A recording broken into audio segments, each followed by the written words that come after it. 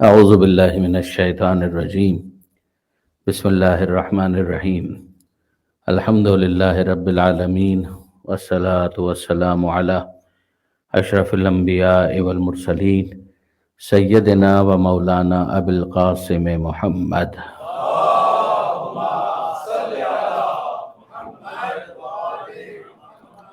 واہل بیتہ الطیبین الطاہرین المعصومین المظلومین المنتجبین المنتخبین المیامین لا سیما علی الامام المنتظر والحجۃ الثانی عشر الذین اذهب اللہ عنہم الرجس وطہرہم تطہیرا۔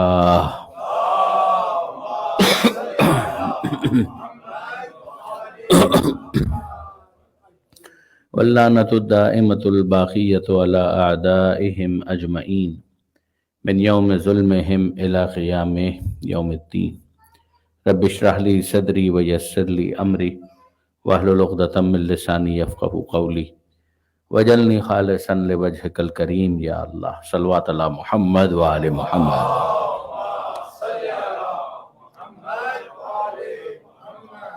اما بعد فقد قال اللہ سبحانہ وتعالی فی القرآن الحکیم بسم اللہ الرحمن الرحیم فطرۃ اللہ التی فطر الناس علیہا لا تبدیل لخلق اللہ۔ صلوات علی محمد وآل محمد۔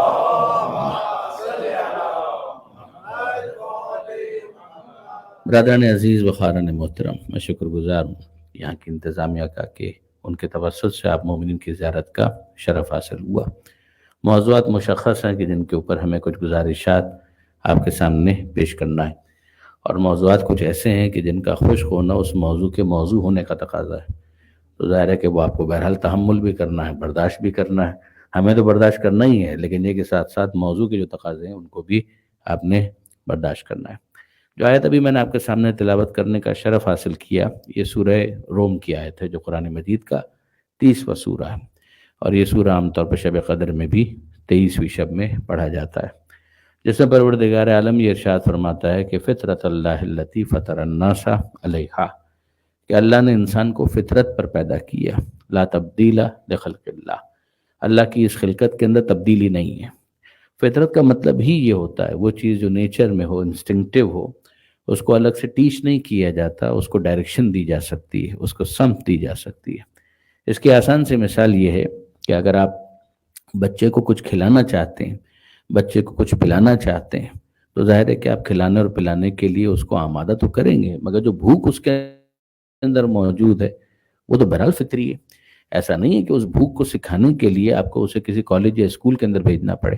اسے پیاس کا احساس، کہ وہ تھرسٹ کو فیل کرے، اس فیل کو کریٹ کرنے کے لیے آپ کو کسی کورس کروانے کی ضرورت نہیں ہے۔ کسی مولانا کے پاس وہ جا کر بیٹھے گا تب اس کو اندازہ ہوگا کہ تھرسٹ کس کو کہتے ہیں۔ دس از ناٹ دا کیس، اس لیے کہ بہرحال یہ سارے معاملات انسٹنکٹیو ہیں۔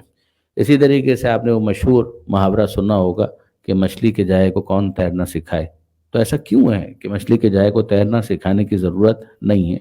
مانا یہ جاتا ہے کہ جناب یہ انسٹنکٹیو ہے، جب وہ مچھلی کا بچہ پانی کے اندر ہے تو اس کو تیرنا تو آئے گا ہی۔ یہ جیسے ہی ہم کہتے ہیں اس کا مطلب یہ ہوتا ہے کہ یہ گیون ہے، اور جب ایک چیز گیون ہو تو وہ اس کی انسٹنکٹ کے اندر ہوتی ہے، اس کی فطرت کے اندر ہوتی ہے، اس کی جبلت کے اندر ہوتی ہے، اس کی نیچر کے اندر ہوتی ہے۔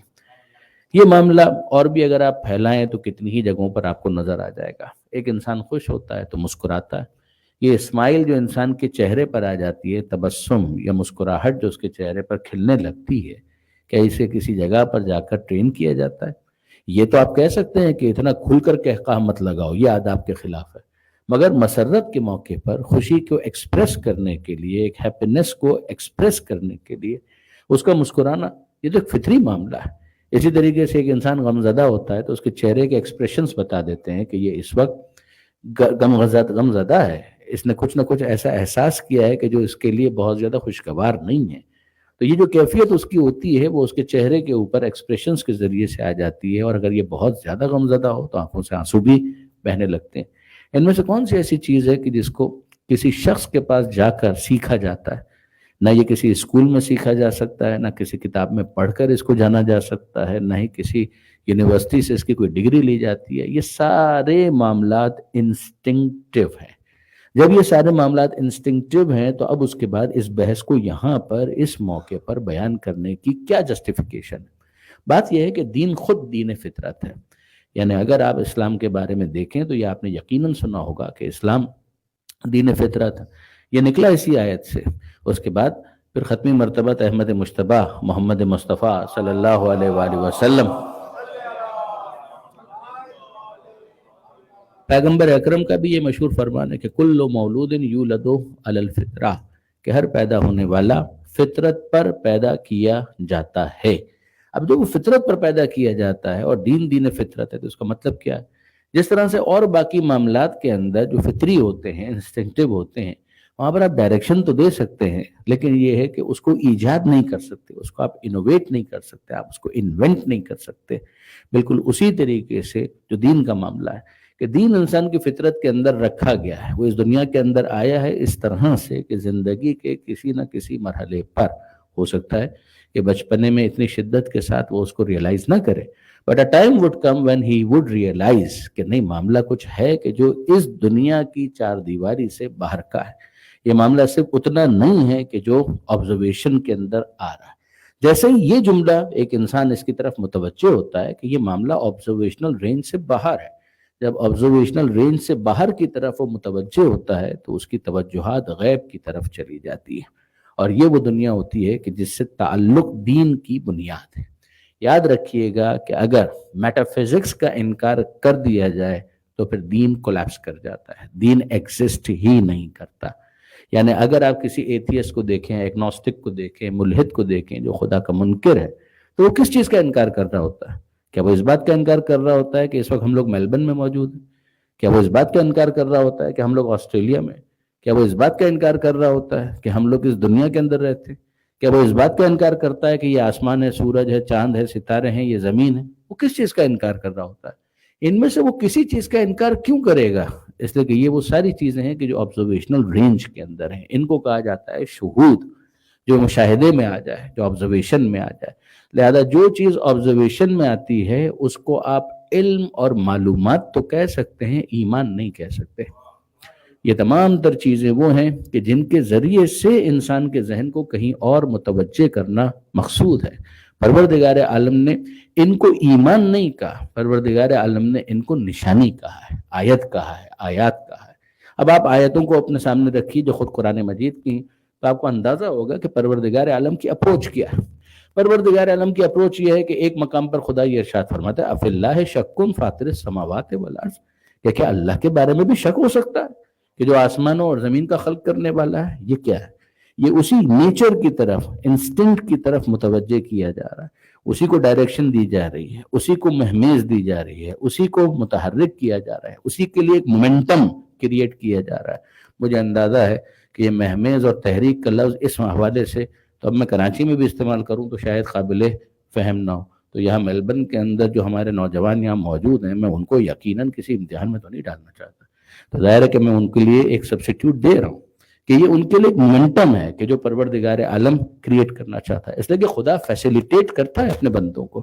فطرت ہے تو انسان کے اندر اس چیز کو رکھا گیا ہے، اور اب اس کے بعد پروردگار اس کو ڈائریکشن دینا چاہتا ہے. جو میں نے مثال دی تھی آپ کے سامنے کہ وہ بچہ ہے، اس کو بھوک تو لگ رہی ہے، مگر اب اس کو کیا کھانا ہے اور کیا نہیں کھانا ہے، اس حوالے سے جو گائیڈنس ماں اور باپ کی طرف سے دی جاتی ہے، بالکل اسی طریقے سے خدا کا کانسیپٹ، دین کا کانسیپٹ تو اس کی فطرت کے اندر رکھا گیا ہے، مگر اب اس کی جو کچھ تفصیلات ہیں وہ پروردگار عالم کی طرف سے ایک ڈائریکشن کی صورت میں اس کے سامنے آتی ہے. یہ فیسیلیٹیشن ہے.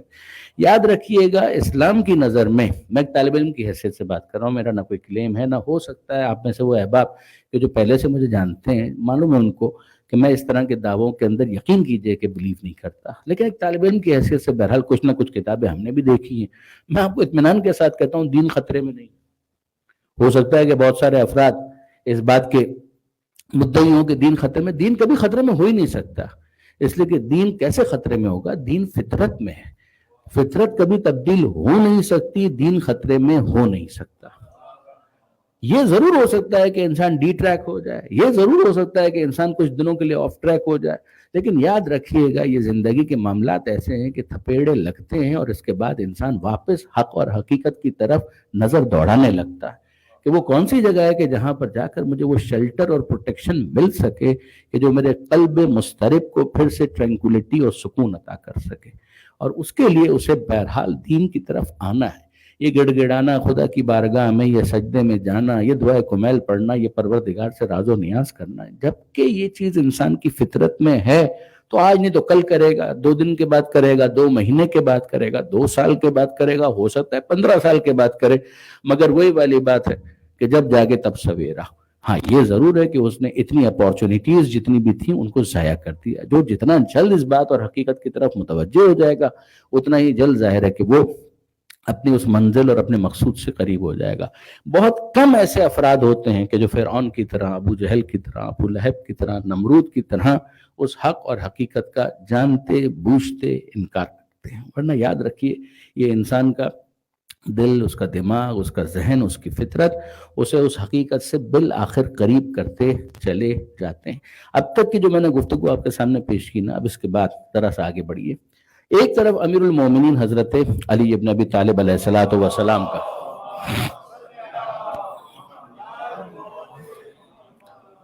مولا نے دنیا کے بارے میں نشانیاں، اب اس کو ذہن میں رکھیے گا کہ مولا نے دنیا کے حوالے سے گفتگو کرتے ہوئے نہج البلاغہ میں کمال کا ایک جملہ ارشاد فرمایا. نہج البلاغہ ہے ہی کمال، لیکن یہ کہ اس میں یہ جملہ میرے دل سے بہت قریب ہے. مولا فرماتے ہیں کہ دنیا میں دنیا کو دیکھنے والے 2 طرح کے لوگ ہیں. کچھ وہ ہیں کہ جو دنیا کو دیکھتے ہیں، کچھ وہ ہیں جو دنیا کے ذریعے دیکھتے ہیں. کچھ وہ ہیں جو دنیا کو دیکھتے ہیں، کچھ وہ ہیں جو دنیا کے ذریعے دیکھتے ہیں. جو دنیا کو دیکھتے ہیں ان کے ساتھ کیا ہوتا ہے اور جو دنیا کے ذریعے دیکھتے ہیں ان کے ساتھ کیا ہوتا ہے. مولا کی تعبیر ہے، وہ فرماتے ہیں کہ جو دنیا کو دیکھتے ہیں اعمت ہو، دنیا اسے اندھا بنا دیتی. جو دنیا کو دیکھتے ہیں تو بس دنیا ہی کو دیکھتے ہیں، ان کا کل فوکس پھر دنیا ہی پر ہوتا ہے. جب وہ دنیا ہی کو دیکھتے ہیں تو اعمت ہو، یہ دنیا انہیں اندھا بنا دیتی ہے. اور پھر اس کے بعد مولا فرماتے ہیں کہ جو دنیا کے ذریعے دیکھتے ہیں، تھرو دنیا کے ذریعے سے، دنیا کی مدد سے دیکھتے ہیں، تو پھر ان کا معاملہ کیا ہوتا ہے؟ ان کو نہ فقط یہ کہ دنیا اندھا نہیں بناتی، ابصرت ہو، اسے دنیا دیدہ بینا عطا کرتی ہے، اسے دنیا ویژنری بنا دیتی ہے، اسے دنیا کسی اور منزل تک پہنچا دیتی ہے، جس کا نتیجہ یہ ہوتا ہے کہ اس کی آنکھیں روشن ہو جاتی ہیں. یہ امیر المومنین نے جو کہا، اس کا کیا مطلب؟ میں یہ کہہ کر آگے بڑھ سکتا ہوں کہ یہ سیلف ایکسپلینیٹری ہے، لیکن نہیں. اس کے سمجھانے کے لیے ایک بہت زبردست السٹریشن میرے بہت ہی محترم محسن، جن کو میں اپنا سمجھتا ہوں، حضرت آیت اللہ علامہ سید علی نقی صاحب نقن صاحب علی اللہ مقامہ، ان کی ایک کتاب ہے. اور میں نے ایام ازا کے اندر بھی، آپ میں سے اگر کسی نے آن لائن سنی ہو یا فالو کیا ہو تو جانتے ہوں گے کہ میں نے اس کتاب کو بہت زیادہ ایڈمائر کیا. خود میرے لیے یہ کتاب بہت مفید ثابت ہوئی جب میں نے اس کو پہلی مرتبہ پڑھا تھا. اس کتاب کا نام ہے زندگی کا حکیمانہ تصور. آئی وش، میں کئی مرتبہ اس کا اظہار کر چکا ہوں کہ کاش کوئی اس کا انگریزی ترجمہ کر دے. اٹس اے ونڈرفل بک. اسلام کی حکیمانہ زندگی اس نام سے بھی یہ شائع ہوئی، زندگی کا حکیمانہ تصور اس نام سے بھی یہ کتاب شائع ہوئی. ہارڈلی 120-130 پیجز کی یہ کتاب ہے، مگر یہ کہ بہرحال اس کا ٹرانسلیشن کوئی ایسا کرے کہ جو انگریزی کو اور انگلش کو بھی ایز اے فرسٹ لینگویج استعمال کرتا ہو. یعنی یوں تو اگر آپ کہیں گے تو ہم بھی کر دیں گے ٹرانسلیشن، مگر اس ٹرانسلیشن کے اندر وہ والی بات تو نہیں ہوگی کہ جو کسی ایسے شخص کی طرف سے ٹرانسلیشن کیا جائے کہ جو فرسٹ لینگویج کے طور پر انگریزی کو استعمال کرتا ہو. مگر بہرحال اس کتاب کو ٹرانسلیٹ ہونا چاہیے. اس کتاب کے اندر ایک مقام پر حضرت علامہ نے امیر المومنین کے اس قول کو ایکسپلین کیا اس السٹریشن کے ذریعے، اس مثال اور تمثیل کے ذریعے سے. اور ذرا سا اس کے اوپر غور کیجئے گا. فطرت کو ڈائریکشن کے لیے دنیا میں نشانیاں. اب دنیا کو دیکھنے والے 2 طرح کے، وہ کہ جو دنیا ہی کو دیکھتے ہیں تو دنیا اسے اندھا بنا دیتی. کچھ وہ ہیں کہ جو دنیا کے ذریعے دیکھتے ہیں تو دنیا اسے ویژنری بنا دیتی ہے، اسے کہیں اور لے جاتی ہے، اس کو دیدہ بینا عطا کرتی ہے. اس کے ایکسپلینیشن کے لیے حضرت علامہ کی دی گئی مثال، وہ فرماتے ہیں کہ اگر اس کو آپ سمجھنا چاہتے ہیں تو ذرا اپنی شاپنگ کے اوپر غور کریں. الفاظ میرے مطلب ان کا کہ آپ اپنی شاپنگ کے اوپر غور کریں. آپ نے ایک بہت اچھا گھر بنایا اور اس گھر کے لیے آپ نے طے کیا کہ ہم کو ایک مرر، ایک آئینہ خریدنا ہے. اور اس آئینے کو خریدنے کے لیے اب آج کل تو سب کچھ آن لائن ہو جاتا ہے، لیکن یہ ہے کہ آپ تھوڑا سا پیچھے چلے جائیے، اس زمانے میں جا کر ہر چیز پرچیز کی جاتی تھی، تو آپ وہاں پر گئے اور جا کر آپ نے آئینہ خریدنا چاہا، آپ کی توجہ کس بات پر؟ آپ کو آئینہ خریدنا ہے کہاں کے لیے؟ ظاہر ہے کہ اپنے گھر کے لیے، تو گھر میں جس جگہ پر آپ آئینہ لگانا چاہتے ہیں وہ جگہ آپ کے ذہن میں، تو آپ حساب کتاب جوڑیں گے کہ جناب اس کی میجرمنٹ کیا ہونی چاہیے، لینتھ کیا ہونی چاہیے، وڈتھ کیا ہونی چاہیے، اس کا کلر کیا ہونا چاہیے، دیوار کا کلر کیا ہے، ایسا نہ ہو کہ یہ آف کلر ہو جائے، ایسا نہ ہو کہ یہ اس کے ساتھ میچ ہی نہ کرے، ایسا یہ ہو وہ ہو، یہ ساری چیزیں آپ نے چیک کی، اور پھر اس کے بعد آپ نے سوچا کہ یہ برانڈ ہے، اس برانڈ کا مجھے شیشہ آئینہ لینا چاہیے تاکہ یہاں پر یہ سوٹ کرے، تو آپ نے یہ تمام تر ڈیٹا پہلے کلیکٹ کیا، اپنے پاس نوٹ کر لیا، اور اب آپ گئے بازار کے اندر in order to purchase that mirror, object کو آپ کو خریدنا ہے، اس کے لیے آپ وہاں پر گئے، جب وہاں پر گئے تو آپ نے دیکھنا شروع کیا، آپ جب دیکھ رہے ہیں آئینے کو تو آپ انصاف سے مجھے بتائیے آئینے کو دیکھ رہے ہیں یا آئینے میں دیکھ رہے ہیں؟ آپ آئینے کو دیکھ رہے ہیں یا آئینے میں دیکھ رہے ہیں؟ آپ آئینے کو دیکھ رہے ہیں، آئینے میں نہیں دیکھ رہے ہیں، آپ کی کل توجہ اس بات پر ہے کہ اس کا سائز وہی ہے کہ جو میرے پاس لکھا ہوا تھا، آپ کی کل توجہ اس بات پر ہے کہ اس کا کلر کیا، آپ کی کل توجہ اس بات کے اوپر ہے کہ یہ کس برانڈ کا ہے، کس کمپنی کا ہے، آپ کی کل توجہات انہی باتوں کی طرف ہے۔ جب آپ آئینے کو دیکھ رہے تھے تب بھی آئینہ کچھ اور بتا رہا تھا، مگر اس وقت انسان کی توجہ اس بات کی طرف نہیں ہوتی کہ اس آئینے میں کیسا دکھ رہا ہوں، لیکن جب آپ اس آئینے کو لے کر آ گئے اور آپ نے اس آئینے کو اس جگہ پر فکس کر دیا، لگا دیا کہ جہاں پر آپ لگانا چاہتے تھے، اب اس کے بعد روز صبح کو جب آپ آفس جا رہے ہوتے ہیں، دکان پر جا رہے ہوتے ہیں، اب آپ انصاف سے مجھے بتائیے آئینے کو دیکھتے ہیں یا آئینے میں دیکھتے ہیں؟ اب آپ آئینے کو نہیں دیکھ رہے، اب آپ آئینے میں دیکھ رہے ہیں، اب آپ اس بات کی طرف بالکل توجہ نہیں کرتے کہ اس کا سائز کیا ہے، اب آپ کی توجہ اس بات کی طرف نہیں ہوتی ہے کہ اس کی لکڑی کون سی، آپ اس کی طرف توجہ نہیں کرتے کہ اس کا فریم کیسا ہے، آپ اس کی طرف توجہ نہیں کرتے کہ اس کا کلر کیسا ہے، اب آپ کی کل توجہ اس بات کی طرف ہے اس آئینے میں کیسا دکھ رہا ہوں۔ جب آپ دکان پر لینے گئے تھے تب بھی آئینے میں آپ دکھ رہے تھے، مگر یہ ہے کہ آپ آئینے میں نہیں دیکھ رہے تھے، آئینے کو دیکھ رہے تھے، لیکن اب آپ آئینے کو نہیں دیکھ رہے، آئینے میں دیکھ رہے ہیں۔ اچھا آئینے میں کیوں دیکھ رہے ہیں؟ آپ آئینے میں اس لیے دیکھ رہے ہیں کہ آگے آپ کو کام پر جانا ہے، بہت سے ملاقات بھی ہے، کلائنٹ سے میٹنگ بھی ہے، تو ایسا نہ ہو کہ میرے اندر کوئی کمی رہ جائے اور وہاں پر پہنچوں تو مجھے شرمندگی ہو۔ اب آپ نے غور کیا، اب جب آئینے میں دیکھ رہے ہیں تو آئینے میں دیکھتے ہوئے آپ مستقبل کی طرف متوجہ ہیں، فیوچر کی طرف اٹینٹیو ہے، ایسا نہ ہو کہ وہاں مجھے شرمندگی ہو، تو اب آپ آئینے میں دیکھ رہے ہیں اور دیکھ رہے ہیں کہ میرے بال ٹھیک ہیں یا نہیں، میرا چہرہ ٹھیک ہے یا نہیں، اور آپ کو اندازہ ہوا ارے یہ کیا ہوا، میں جا رہا ہوں آئینے نے بتا دیا ہے تو آئینے کی مہربانی ہے، ورنہ یہ میرے بالے پریشان وہاں جاتا تو ظاہر ہے کہ مجھے شرمندگی کا سامنا کرنا پڑتا، تو اچھا ہوا میں نے دیکھ لیا، واپس گئے اور جا کر آپ نے کنگھا اٹھایا اور کنگھے سے اپنے بالوں کو درست کیا، پھر واپس دیکھا آئینے میں اور نظر آیا کہ ہاں اب چہرہ ٹھیک ہو گیا، تو آپ جا رہے ہیں۔ آپ کو اگر کوئی داغ نظر آ گیا پیشانی کے اوپر، رخسار کے اوپر، تو پھر آپ نے کہا یہ کیا ہوا، میں تو اس کو صاف کرنا ہی بھول گیا، تو آپ نے ٹیشو اٹھایا اور اپنا وہ داغ صاف کر لیا۔ آپ نے دیکھا کہ ارے یہ میری شرٹ کیسی میں نے پہن لی، اس کے استری تو ہوئی نہیں ہے، آئرن تو اس کو میں نے کیا ہی نہیں ہے، تو آپ نے کہا کہ یہ تو غلط شرٹ میں نے پہن لی۔ یہ سب آپ کیوں کر رہے ہیں؟ اس لیے کہ آپ آئینے میں دیکھ رہے ہیں، آئینے میں دیکھ رہے ہیں تو آئینہ آپ کو کیا بنا رہا ہے؟ آپ کو دیدہ بینا عطا کر رہا ہے، آپ کو بتا رہا ہے کہ اگر اس حلیے میں چلے گئے تو شرمندگی ہوگی۔ تو جب آئینے میں دیکھا تو آئینے نے مستقبل کے بارے میں بتانا شروع کیا، اور پھر جب آپ نے اس طرف توجہ کی تو اپنے آپ کو کریکٹ کرنا شروع کیا۔ یہ اگر چین اسٹیبلش ہو جاتی ہے تو پھر اس کے بعد برادران عزیز اگلا مرحلہ بالکل آسان ہے۔ مولا کہتے ہیں کچھ وہ ہیں جو دنیا کو دیکھتے ہیں، کچھ وہ ہیں جو دنیا میں دیکھتے ہیں۔ جو دنیا کو دیکھتے ہیں دنیا انہیں اندھا بنا دیتی ہے، لیکن جو دنیا میں دیکھتے ہیں دنیا کا آئینہ انہیں مستقبل میں قیامت کا میدان بھی دکھاتا ہے، خدا سے ملاقات بھی دکھاتا ہے۔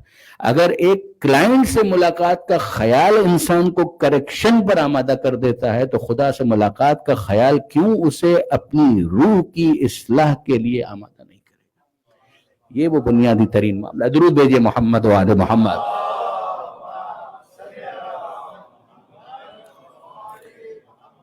اگر آپ نے برادران عزیز اس کے اوپر غور کیا تو اب اس کے بعد نشانی اور آیت، یہ کانسیپٹ سمجھ میں آتا ہے۔ اب پروردگار فرماتا ان فی خلق السماوات والارض، سورہ آل عمران، یقیناً آسمانوں کے پیدا کرنے میں، زمین کی تخلیق میں، یہ جو ہم نے ہیون اور ارتھ کے کریٹ کیے ہیں، اور اسی طریقے سے واختلاف اللیل والنہار، روز و شب کے آنے جانے میں، ڈے دن نائٹ، پھر ڈے پھر نائٹ، یہ جو سلسلہ چل رہا ہے، ان سب کے اندر کیا ہے؟ ان فی خلق السماوات والارض واختلاف اللیل والنہار، اس کے اندر نشانیاں ہیں، لآیات لأولی الالباب، صاحبان عقل کے لیے نشانی ہے۔ یہ وہ افراد ہیں کہ جو ذکر خدا کی طرف متوجہ ہوتے ہیں۔ نشانی کا کام یہ ہوتا ہے کہ نشانی انسان کو منزل کی طرف متوجہ کرتی ہے۔ آپ نشانی کو دیکھ کر آگے بڑھ جائیں تو پھر دین آپ سے شکوہ کرتا ہے، پھر تو یہ ہوا کہ نشانی کو دیکھا، نشانی میں نہیں دیکھا۔ آپ غور کیجئے گا، یہ سورہ فصلت کی آیت ہے، سنوریہم آیاتنا فی الآفاق وفی انفسہم حتی یتبین لہم انہ الحق، ہم ان قریب دکھلائیں گے اور دکھلاتے رہیں گے۔ آپ دیکھیے اس کنٹینیٹی کو، ہم ان قریب دکھلاتے ہیں اور دکھلاتے رہیں گے۔ عربی کے اعتبار سے صیغہ مضارع حال اور مستقبل، پریزنٹ اینڈ فیوچر دونوں کو کور کرتا، ہم دکھلاتے ہیں، ہم دکھلاتے رہیں گے اپنی نشانیاں، فی الآفاق، اس یونیورس کے اندر بھی، وفی انفسہم، اور ان کے اپنے وجود کے اندر بھی، حتی یتبین لہم، یہاں تک کہ ان کے لیے کرسٹل کلیئر ہو جائے گا، حتی یتبین لہم، ان کے لیے بالکل واضح ہو جائے گا۔ کیا واضح ہو جائے گا؟ انہ الحق، کہ وہ حق ہے، اس کا ہونا، اس کا برحق ہونا، اس کا ایک ہونا کا یہ ان کے لیے بالکل واضح ہو جائے گا۔ معاملہ یہ ہے کہ فطرت میں تو ہم نے پہلے رکھا تھا، آنکھوں کے سامنے، کانوں کے سامنے ہم نے نشانیوں کو رکھ دیا، یہ فطرت کی آواز اندر سے انہیں حق کی طرف متوجہ کرے گی، یہ نشانیوں کا دیکھنا انہیں خدا کی طرف متوجہ کرے گا، اور یہ اندر کی آواز جب باہر کے اس مشاہدے کے ساتھ سنکرونائز ہو جائے گی، اب جب یہ ویو لینتھ مل جائے گی، یہ کنیکٹیوٹی اسٹیبلش ہو جائے گی، تو پھر کیا چیز اس کے لیے روشن ہوگی؟ حتی یتبین لہم انہ الحق، اس کے لیے واضح ہو جائے گا کہ وہ بالکل حق ہے۔ اب یہاں پر اس منزل پر میں آپ کو آگے کی طرف لے جانا چاہوں گا کہ ذرا غور کی، قرآن مجید کے اندر ایک سورہ ہے جس کا نام ہے سورہ توحید، سورہ اخلاص، اور وہ کہاں سے شروع ہوتا ہے؟ بسم اللہ کے فوراً بعد قل، کہہ دیجئے، هو اللہ احد، وہ اللہ ایک ہے، بسم اللہ الرحمن الرحیم، اللہ کے نام سے جو رحمان ہے رحیم۔ قل، اے حبیب کہہ دیجئے، کیا کہہ دیجئے؟ یہ قل تو آرڈر ہے نا، اب اس کے بعد کیا ہے؟ ہوا، وہ، اللہ احد، وہ اللہ ہے اور وہ ایک ہے۔ یہ وہ کیا ہے؟ یہ وہ کہاں سے آ گیا؟ یہ اشارہ کس طرف ہو رہا ہے؟ وہ تو قابل اشارہ بھی نہیں ہے۔ وہ پروردگار اگر کسی سمت کے اندر، کسی ڈائریکشن کے اندر محدود اور مقید ہو جائے، کنفائنڈ ہو جائے، لیمیٹڈ ہو جائے، تب آپ اشارہ کرتے ہیں۔ میں کہوں یہ، تو اس کا مطلب یہ مراد نہیں ہے، اور یہ اگر یہاں پر ہیں تو وہاں پر نہیں ہے، تو خدا تو قابل اشارہ نہیں ہے۔ تو پھر اس کے بعد یہ اشارہ ہوا کے ذریعے سے جو پروناؤن استعمال ہو رہا ہے مگر اشارہ مقصود ہے، تو یہ اشارہ کس طرف ہو رہا ہے؟ یہ ضمیر پلٹ کہاں رہی ہے؟ یہ پروناؤن کس جگہ پر پوائنٹ کر رہا ہے؟ اور ضرورت کیا پیش آئی کہ پروردگار عالم یہاں پر اس ہوا کو لے کر آئے؟ قل اللہ احد، خدا اتنا کہہ دیتا، کہہ دیجئے کہ اللہ ایک ہے۔ یہ اس ہوا کو کیوں پروردگار عالم نے درمیان میں انسرٹ کیا؟ What is the reason behind؟ کوئی وجہ تو ہوگی۔ اس بات کو ایکسپلین کرنے کے لیے علماء کرام نے تفسیر میں اور علم کلام میں فصاحت و بلاغت کے دریا بہا دیے، اور وہ کیا کہ آپ غور کیجئے کہ یہاں پر ایک مرتبہ پھر پروردگار عالم اسی فطرت کے اندر موجود ایک تڑپ کو فیسیلیٹیٹ کرتے ہوئے گائیڈ لائن فراہم کر رہے ہیں، اور وہ کیا ہے کہ اتنا تو انسان جانتا ہے کہ کوئی تو ہے، یہ نہیں ہے کہ وہ نہیں جانتا کہ کوئی نہیں ہے۔ میں آپ کے سامنے اپنے مینٹور اور جناب استاد محترم حضرت علامہ طالب جوہری صاحب کی ایک مثال گزارش کروں۔ ایک مرتبہ وہ یہ فرما رہے تھے کہ اب آپ مجھے دیکھ رہے ہیں، میں آپ کو دیکھ رہا ہوں، اسی طریقے سے ہے نا، تو یہ جو آگے افراد موجود ہیں وہ پیچھے تو نہیں دیکھ رہے کہ کون ہے، تو پیچھے افراد موجود ہیں وہ اپنے سے پیچھے نہیں دیکھ رہے، ایسا ہی ہے نا۔ تو اب آپ ذرا غور کیجئے کہ اگر کوئی آپ میں سے جو پیچھے تشریف فرمائے، وہ اگر آگے والے کے کاندھے پر ہاتھ رکھے یا اس کو تھوڑا سا دھکا دے، اور پھر اس کے بعد ایسے بیٹھ جائے کہ جیسے کچھ ہوا ہی نہیں، تو آپ نے تو نہیں دیکھا، اس لیے کہ آپ تو مجھے دیکھ رہے تھے، مگر میں نے تو دیکھا ہے۔ تو آپ نے تو نہیں دیکھا لیکن میں نے تو دیکھا ہے۔ یعنی آپ فرض کیجئے کہ دو ہی افراد یہاں پر موجود ہوں جو آگے بیٹھے ہوئے ہیں، اور پیچھے 30 35 40 لوگ بیٹھے ہوئے ہیں، اور وہ جو دو آگے جو بیٹھے ہوئے ہیں، جو پہلی صف کے اندر بیٹھے ہیں، ان میں سے کسی نے دھکا محسوس کیا اور انہوں نے پیچھے مڑ کر دیکھا تو پیچھے سارے کے سارے ایسے بیٹھے ہیں کہ جیسے کچھ ہوا ہی نہیں، اور دوسرا کوئی بتانے کے لیے تیار بھی نہیں ہے. تو آپ میری طرف متوجہ ہے کہ مولانا آپ تو یہاں پر مہمان ہیں، رہنا ہے یا نہیں؟ میں نے کہا بالکل رہنا ہے. تو پھر یہ فرمائیے کہ یہ حرکت کس نے کی؟ اب آپ مجھے بتائیے کہ میرا جواب اگر یہ ہو کہ کسی نے بھی یہ حرکت نہیں کی تو وہ کیا کہے گا؟ وہ کہے گا مولانا اتنا تو مجھے معلوم ہے کہ کوئی تو تھا، اتنا تو مجھے پتا ہے کہ کوئی تو تھا. یہ میں آپ سے پوچھ ہی نہیں رہا کہ یہ حرکت کسی نے کی یا نہیں کی، مجھے یہ معلوم ہے کہ کسی نے تو کی ہے. میں تو یہ پوچھ رہا ہوں کہ وہ کون تھا، 1 تھا، 2 تھے، 10 تھے، 15 تھے، کتنے تھے؟ بس اتنا بتا دیجئے. آپ نے غور فرمایا؟ وہ سوال کا طالب، وہ جو اپنے اس احساس کو سیٹسفائی کرنا چاہ رہا ہے کہ مجھے پتا چلے تھا کون، وہ یہ نہیں پوچھ رہا کہ کوئی تھا یا نہیں تھا.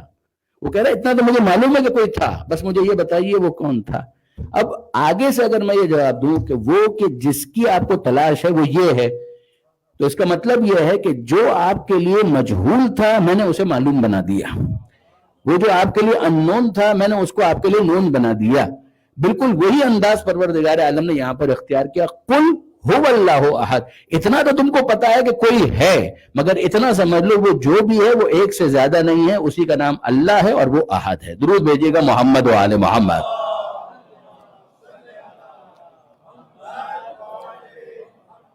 اب آپ نے غور فرمایا، ایک ہے وجود خدا کا اس بات اور ایک ہے خدا کے ایک ہونے کا اس بات. ایک ہے کہ کوئی کریٹر ہے اور ایک یہ ہے کہ اس کریٹر کے بارے میں یہ ڈیٹیل مل جائے کہ انسان ایلوژن سے بچ جائے، سپرسٹیشن سے بچ جائے، وہم سے بچ جائے، توہم سے بچ جائے، ظلمتوں کے اندر، ڈارکنس کے اندر، اندھیرے کے اندر مارا نہ پھرے. کہ ایسا نہ ہو کہ مورتیوں کو بھی خدا سمجھنے لگے، ایسا نہ ہو کہ کسی انسان کو خدا سمجھنے لگے، ایسا نہ ہو کہ کسی غیر کو خدا سمجھنے لگے. تو اس کو وہاں پر سمجھایا گیا. ایک ہے اللہ کو سمجھانا، ایک ہے لا الہ الا اللہ کو سمجھانا. ان دونوں کو سمجھانے کے لیے پروردگار عالم کی جو اپروچ ہے اس کو پھر واپس ذہن میں رکھیے. اف اللہ شک فاطر السماوات والارض. اللہ کے بارے میں شک ہے کہ جو آسمانوں اور زمین کا پیدا کرنے والا، یعنی یہ تو تمہاری فطرت کے اندر ہے کہ کوئی تو ہے. اب اس کے بعد کہ وہ کتنا ہے، قل هو اللہ احد. کہہ دیجئے کہ وہ کہ جس کی طرف تمہارا دل بھی گواہی دے رہا ہے، تمہارا دماغ بھی کہہ رہا ہے کہ کوئی تو ہے. وہ جو کوئی ہے وہ کون ہے؟ وہ اللہ ہے اور وہ ایک ہے، ایک سے زیادہ نہیں ہے. جب یہ بات سمجھ میں آ جائے گی تو انسان کہے گا لا الہ الا اللہ. اللہ کے سوا کوئی معبود نہیں. جس میں خدا کو بھی مان لیا اور خدا کو ایک بھی مان لیا. اب آئیے آگے بڑھیے، اگلے مرحلے کے اندر داخل ہوئیے. میں آپ کے سامنے 2 آیتیں اور سورہ بقرہ سے پیش کرنا چاہوں گا. یہ قرآن کی اپروچ ہے. کیف تکفرون باللہ وکنتم امواتا فاحیاکم ثم یمیتکم ثم یحییکم ثم الیہ ترجعون. تم کیسے اللہ کا انکار کر سکتے ہو؟ تعجب کا ذرا انداز دیکھیے. کیفا، ہو کیسے سکتا ہے، تکفرون باللہ کہ تم اللہ کا انکار کر دو، وکنتم امواتا کہ جبکہ تم کچھ نہیں تھے، تم مردہ تھے، فاحیاکم اس نے تمہیں زندہ کیا. وہ کوئی تو ہے کہ جس نے تمہیں زندہ کیا. تم اللہ کا انکار کیسے کر سکتے ہو؟ تم یہ کہہ سکتے ہو کہ ہمیں نام نہیں معلوم، تم یہ کہہ سکتے ہو کہ ہمیں ڈیٹیل نہیں پتا، مگر تم انکار کر دو. کیف تکفرون باللہ، تم کیسے انکار کر سکتے ہو خدا کا. کنتم امواتا، تم مردہ تھے، فاحیاکم اس نے تم کو زندہ کیا، ثم یمیتکم پھر وہ واپس تمہیں موت دے گا، ثم یحییکم اور مرنے کے بعد تم ختم نہیں ہو جاؤ گے، پھر واپس تمہیں زندگی دے گا، ثم الیہ ترجعون پھر اسی کی بارگاہ میں تمہیں واپس پلٹایا جائے گا. ماضی بھی بتایا، مستقبل بھی بتایا اور حال کے لیے تلقین کی کہ اس وقت اپنے آپ کو کریکٹ کرو تاکہ مستقبل کے اندر تمہیں شرمندہ نہ ہونا پڑے. یہ بات اگر واضح ہوئی اب آگے بڑھ جائیے. سورہ بقرہ ہی میں اگر آپ اسٹارٹ میں دیکھیں گے نا تو آپ کو کچھ کیٹیگریز ملیں گی. متقی یہ ہوتے ہیں، کافر یہ ہوتے ہیں، منافق یہ ہوتے ہیں. پھر اس کے بعد پروردگار عالم نے تمام انسانوں کو مخاطب کیا. یا ایھا الناس اسٹارٹ میں ملے گا آپ کو. یا ایھا الناس اے انسانوں، تمام انسانوں کو مخاطب کر کے خدا کیا کہہ رہا ہے؟ اعبدوا ربکم، اپنے پالنے والے کی عبادت کرو. یعنی وہ عبادت کا جو مطالبہ کر رہا ہے، ربوبیت کا حوالہ دے رہا ہے. وہ لارڈ ہے، وہ پالنے والا ہے، اسے تمہیں پالا ہے. اعبدوا ربکم، تم سب انسان ہو، تمہارا ایک پالنے والا ہے. اس پالنے والے کے رب ہونے کا تقاضا یہ ہے کہ تم اس کی عبادت کرو. اب ذرا اس ربوبیت کے ایلوبریشن کے اوپر غور فرمائیے گا. یا ایھا الناس، اے انسانوں، اعبدوا، عبادت کرو. کس کی؟ ربکم، تمہارے رب کی عبادت کرو. الذی خلقکم، کہ جس نے تم کو پیدا کیا. والذین من قبلکم، اور جو تم سے پہلے والے ہیں ان کو بھی اسی نے پیدا کیا، کسی اور نے پیدا نہیں کیا. خالق وہی ہے، تم کو بھی پیدا کیا، تم سے پہلے والوں کو بھی اسی نے پیدا کیا. پیدا کر کے چھوڑ نہیں دیا، وہ رب ہے، اس نے پالا. کیوں یہ سارے کام کیے؟ لعلکم تتقون، شاید کہ تم متقی بن جاؤ. مقصد یہ ہے کہ تم عبادت کرو، مقصد یہ ہے کہ تم متقی بن جاؤ. یہ آیت یہاں تک واضح ہوئی. واپس سنیے گا. یا ایھا الناس، اے انسانوں، اعبدوا، عبادت کرو، بندے بنو. کس کے؟ ربکم، اپنے رب کے بندے بنو. الذی خلقکم، پیدا کرنے والا بھی وہی ہے، تم کو بھی اس نے پیدا کیا، تم سے پہلے والے تمہارے ماں باپ، دادا دادی، ان سب کو بھی اسی نے پیدا کیا. کیوں پیدا کیا؟ لعلکم تتقون، شاید تم متقی بن جاؤ. مطالبہ ہے عبادت کا، مطالبہ ہے تقوی کا. اب اس کے بعد مزید ایلوبریشن آگے بڑھتا ہے. الذی جعل لکم الارض فراشا، یہ خدا وہ ہے کہ جس نے تمہارے لیے زمین کو فرش بنایا. والسماء بناء، آسمان کو چھت بنایا. وانزل من السماء ماء، اور اس نے آسمان سے پانی کو نازل کیا. فاخرج به من الثمرات رزقا لكم، اور اس نے اس پانی کو جذب کروایا، زمین کے اندر ایبزارب کروایا، اور پھر اس کے بعد زمین سے تمہارے لیے پھلوں کا رزق فراہم کیا. کمال ہے، یعنی واقعاً کمال ہے. ذرا غور کیجئے گا، میں کچھ عرض کرنا چاہ رہا ہوں. پروردگار فرماتا ہے الذی جعل لکم الارض فراشا، یہ خدا وہ ہے کہ جس نے زمین کو تمہارے لیے فرش بنایا. والسماء بناء، آسمان کو تمہارے لیے چھت بنایا. پھر ان دونوں کے درمیان کوارڈینیشن کیا ہے کہ وانزل من السماء ماء، اس نے آسمان سے پانی کو نازل کیا، وہ پانی نازل ہو کر زمین میں جذب ہو گیا. فاخرج به من الثمرات رزقا لكم، تو اس نے یہ کام کیا کہ تمہارے لیے زمین سے پھلوں کا رزق فراہم کیا. لا تجعلوا للہ اندادا وانتم تعلمون. اب آخر میں پروردگار عالم یہ بات کہتا ہے، یہ ایک رقص، اللہ کے ساتھ کسی کو شریک قرار مت دو. ند کہتے ہیں شریک کو. فلا تجعلوا للہ اندادا، اللہ کے ساتھ کسی کو شریک قرار مت دو. وانتم تعلمون، جبکہ تم کو پتہ بھی ہے. یہاں میں آپ کی توجہ چاہتا ہوں، واقعاً توجہ چاہتا ہوں، اور میں چاہوں گا کہ آپ ذرا غور کیجئے. قرآن مجید ہم سے مطالبہ کرتا ہے افلا یتدبرون القرآن ام علی قلوب اقفالها، یہ لوگ قرآن میں تدبر نہیں کرتے کیا؟ ان کے دلوں میں تالے پڑے ہوئے ہیں؟ تو میں آپ کو دعوت تدبر دیتا ہوں کہ ایک طالب علم کی حیثیت سے ذرا میرے ساتھ چلیے، اور میں پھر واپس آپ سے کہہ رہا ہوں کہ ذرا اس آیت کے اوپر بہت فوکس کیجئے گا کہ خدا کہنا کیا چاہ رہا ہے. یا ایھا الناس، اے انسانوں، یہ خطاب ہے. اعبدوا، عبادت کرو، یہ مطالبہ ہے. کیوں عبادت کرو؟ ربکم، تمہارا رب ہے، اسی کی عبادت کرو، وہ رب ہے، اس نے تمہیں پالا ہے. پیدا کرنے والا بھی وہی ہے، ایسا نہیں کہ پالنے والا کوئی اور ہے، پیدا کرنے والا کوئی اور ہے. تم کو بھی الذی خلقکم، تمہیں بھی اسی نے پیدا کیا. والذین من قبلکم، تم سے پہلے والے جو ہیں ان کو بھی خدا ہی نے پیدا کیا. لعلکم تتقون، شاید تم متقی بن جاؤ. یعنی اگر تم انسان بنے تو متقی بن جاؤ گے. انسان کہہ کر مخاطب کیا ہے. عبادت کرو گے تو متقی بن جاؤ گے. لعلکم تتقون، شاید تم متقی بن جاؤ. اب اس کے بعد پروردگار عالم نے مزید کنونس کرنے کے لیے یہ ارشاد فرمایا الذی جعل لکم الارض فراشا، یہ خدا ہی ہے کہ جس نے زمین کو تمہارے لیے فرش بنایا. والسماء بناء، آسمان کو تمہارے لیے چھت بنایا. وانزل من السماء ماء، اور آسمان سے اس نے پانی کو نازل کیا، بارش، برسات، رین. فاخرج به من الثمرات رزقا لكم، وہ پانی زمین کے اندر جذب ہو گیا اور اس نے تمہارے لیے پھلوں کا رزق فراہم کر دیا. فروٹس، یہ تمہارے لیے فصل اگائی، کراپس آ گئیں، یہ سب تمہارے لیے اس نے بطور رزق، سسٹیننس پیدا کر دیا. فلا تجعلوا للہ، دیکھو اللہ کے ساتھ کسی کو شریک قرار مت دو. وانتم تعلمون، جبکہ تمہیں علم بھی ہے.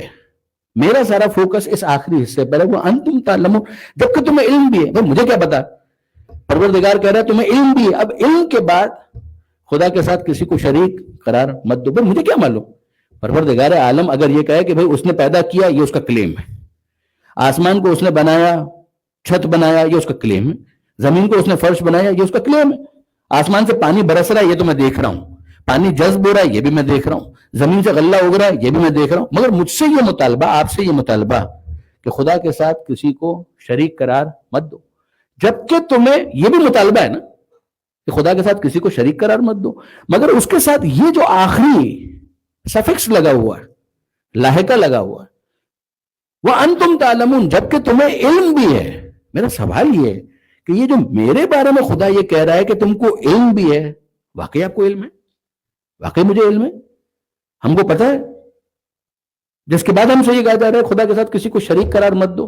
یہ جو جملہ ہے کہ تمہیں علم بھی ہے، اس کو ذرا سا کیچ کرنے کی کوشش کیجئے گا. یہ کیا کہا پروردگار نے؟ جناب محسن کراتی، آغا محسن کراتی، وہ مثالوں کے بادشاہ ہیں. یعنی واقعی ان کی کتابیں مجھے سب سے زیادہ پسند ہی اس لیے ہیں. ایران کے بہت بڑے اسکالرز ہیں، ٹیلی ویژن کے اوپر ان کا درس ریگولر آتا رہا، شاید اب بھی آتا ہو.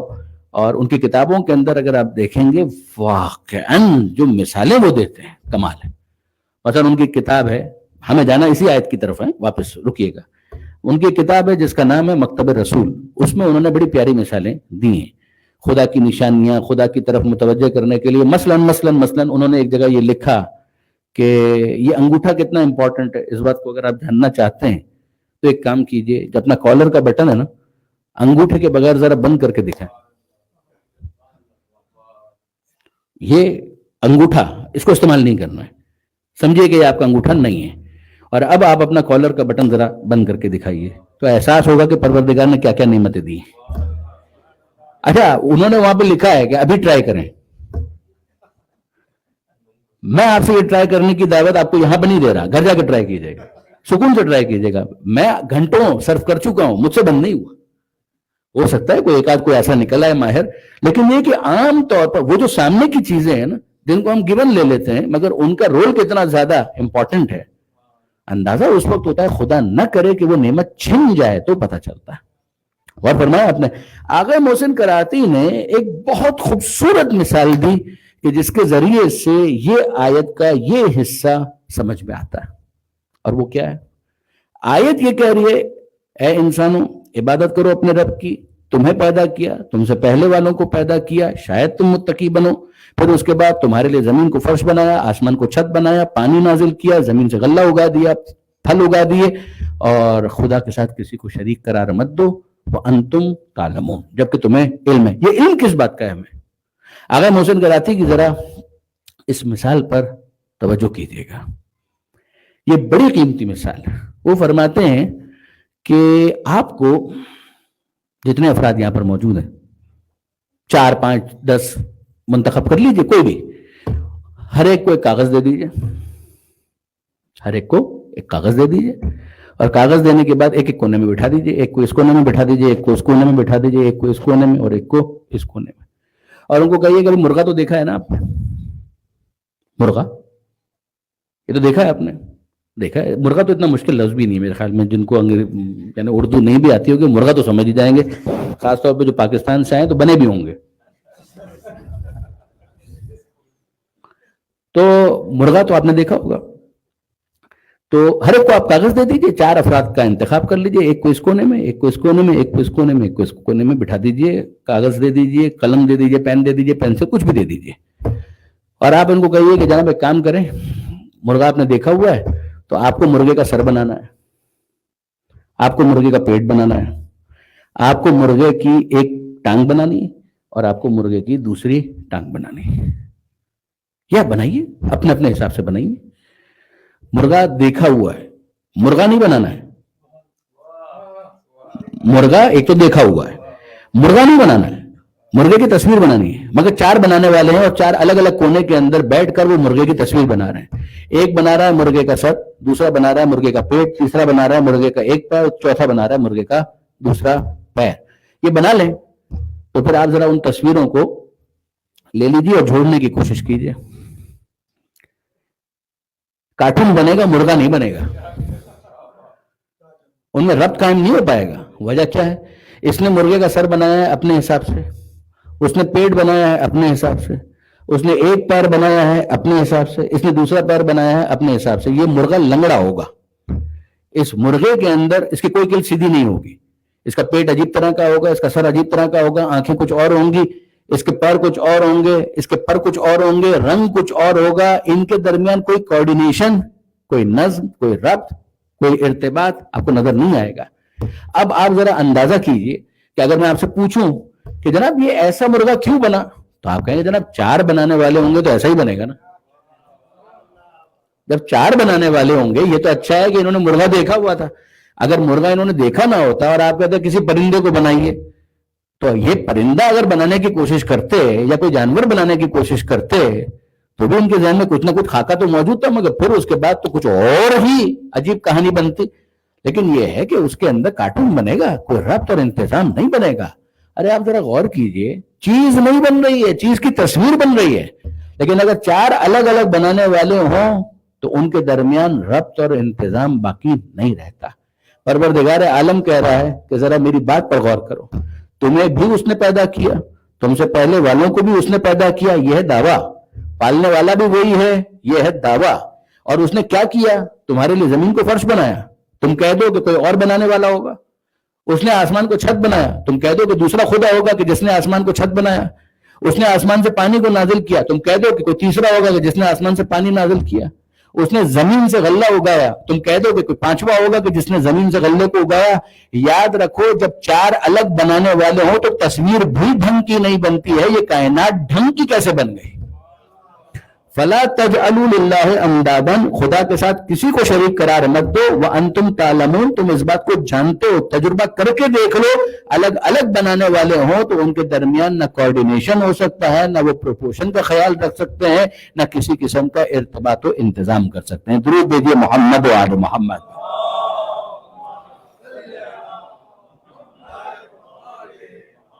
اب آپ نے نشانی کی طاقت کو محسوس کیا کہ پروردگار عالم کہہ رہا ہے کہ ذرا ان نشانیوں پر غور کرو، ورنہ وہ بھوک ہی کو نہ رکھتا. بھائی مجھے بھوک ہی نہیں لگ رہی ہے تو میں غلے کی طرف جاؤں گا کیوں؟ مجھے پیاس ہی نہیں لگ رہی ہے تو میں پانی پینے کی طرف متوجہ کیوں ہوں گا؟ پروردگار پہلے رکھتا ہے بھوک، غلے کو رکھتا ہے باہر، اور پھر اس غلے کی طرف انسان کو متوجہ کرتا ہے. غلہ وہ زمین سے اگتا ہوا دیکھتا ہے تو پھر اس کے پروسیس کے بارے میں غور کرتا ہے. جب غور کرتا ہے تو اسے پتا چلتا ہے کہ زمین کا اپنا کردار ہے، آسمان کا اپنا کردار ہے، سورج کی روشنی کا اپنا کردار ہے، برستے ہوئے پانی کا اپنا کردار ہے. تو یہ اتنا اہتمام کر کے جب خدا کھلا رہا ہے تو وہ بھوک ہی کو نہ رکھتا. مگر اگر وہ بھوک کو نہ رکھتا تو انسان متوجہ بھی نہیں ہوتا. اس کا امتحان ایک ایسا امتحان ہوتا کہ جس میں گائیڈ کرنے والا اور فیسیلیٹیٹ کرنے والا کوئی نہ ہوتا. پروردگار اس بھوک کے ذریعے سے غلے تک پہنچاتا ہے، غلے سے زمین تک پہنچاتا ہے، زمین سے آسمان تک پہنچاتا ہے، اور سارے نظم و ارتباط کے ذریعے اس مدبر تک پہنچاتا ہے کہ جو خالق بھی ہے اور رب بھی ہے، پالنے والا بھی ہے. پروردگار عالم کا جو مزاج ہے، پروردگار عالم کا جو نظام ہے، اس کے اوپر آپ غور کیجیے. اب اس کے بعد واپس یاد کر لیجیے جو مولا کا جملہ تھا. وہ کیا تھا؟ وہ یہی تھا کہ جو دنیا کو دیکھتا ہے اور بس دنیا کو دیکھتا ہے، احمد ہوں، یہ دنیا اسے اندھا بنا دیتی. لیکن جو دنیا کے ذریعے سے دیکھتا ہے تو پھر یہ دنیا نہ فقط یہ کہ اسے اندھا نہیں بناتی ہے، ابصرت ہو، یہ دنیا اسے دیدہ بینا عطا کرتی ہے، اس کو ویژن عطا کرتی ہے. پھر وہ اس دنیا کی محدودیت کے اندر اپنے آپ کو مقید نہیں کرتا. وہ یہ نہیں کہتا کہ صاحب میں صرف اور صرف دنیا میں اپنا وقت پورا کرنے کے لیے آیا ہوں. نہ، آپ دنیا کے اندر صرف وقت گزارنے کے لیے نہیں آئے. یہ ہوٹل کا چیک ان نہیں ہے کہ جو پروردگار عالم نے آپ کو عطا کیا ہے. اس دنیا کے اندر پروردگار عالم نے کسی مقصد کے لیے بھیجا ہے. پہلا مقصد یہی ہے کہ انسان اپنے آپ کو دیکھے اور خدا کو پہچانے. جو خدا کے بارے میں سوال کرتا ہے کہ خدا ہے یا خدا نہیں ہے، سورہ دہر کی اس آیت کو وہ یاد رکھے. هل اتى الانسان حين من الدهر لم يكن شيئا مذكورا. تم خدا کے بارے میں کہتے ہو کہ خدا ہے یا نہیں، خدا یہ کہتا ہے کہ اپنے بارے میں سوال کرو کہ تم ہمیشہ سے تھے. هل اتى على الانسان حين من الدهر، کہ انسان پر کوئی ایسا وقت آیا کہ جب وہ قابل ذکر شے بھی نہیں تھا. کس کے لیے امکان ہے کہ وہ انکار کر دے؟ ہر ایک کے شناختی کارڈ پہ تاریخ ولادت لکھی ہوئی ہے. تو اس دنیا میں آنے کی جب تاریخ معین ہے تو اعلان ہے نا کہ اس دنیا میں کم سے کم اس سے پہلے ہم موجود نہیں تھے. کبھی شکم مادر میں تھے، کبھی صلب پدر میں تھے، جہاں ہمیں خود اپنا بھی پتہ نہیں تھا. تو پروردگار یہی کہتا ہے کہ بس اپنے بارے میں اتنا سوچ لو کہ تم ہمیشہ سے تھے یا نہیں. اگر تمہیں جواب یہ ملتا ہے کہ تم ہمیشہ سے تھے تو ہماری بحث ختم. لیکن اگر تمہیں یہ جواب ملتا ہے کہ تم ہمیشہ سے نہیں تھے تو یہ نیست کو ہست بنانے والا کوئی تو ایسا موجود حقیقی وجود رکھتا ہے کہ جس کو کسی اور نے وجود نہیں دیا. وہ واجب الوجود ہے جو ہر ممکن الوجود کے وجود کا ذمہ دار ہے. یہ وہ چیز ہے کہ جس کو پروردگار عالم نے مختلف انداز سے سمجھایا. اگر کوئی فلسفی ہے تو اس کو معصوم اس انداز سے سمجھائیں گے کہ تھوڑے سے الفاظ مشکل ہو جائیں گے. کوئی اگر سیدھا سادہ آدمی ہے تو اس کو سیدھے سادے انداز سے سمجھایا جائے گا.